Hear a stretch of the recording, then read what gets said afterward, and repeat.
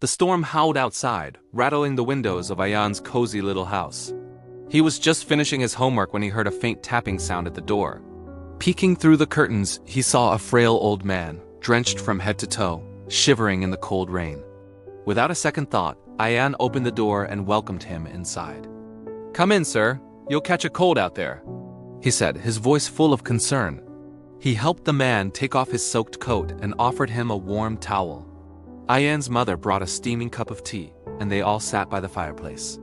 The old man explained that he had lost his way in the storm while trying to get to the next village. Ayaan listened patiently, his heart going out to the tired traveler. He offered the old man his own bed for the night, insisting he could sleep on the sofa.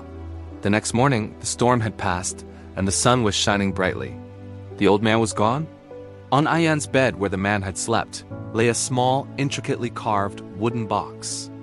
Ayaan opened it carefully. Inside, there was a single shimmering seed. A note beside it read, "For your kindness. Plant this and see what grows." Ayaan planted the seed in his garden. To his astonishment, it sprouted overnight. Within a week, a magnificent tree had grown, its branches laden with fruits that glowed with a soft golden light. These weren't ordinary fruits. Anyone who ate one felt their worries melt away, replaced by a feeling of pure happiness and peace.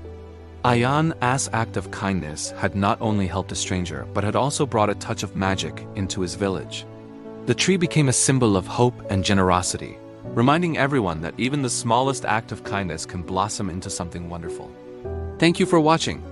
If you enjoyed this story, don't forget to like and subscribe for more heartwarming tales.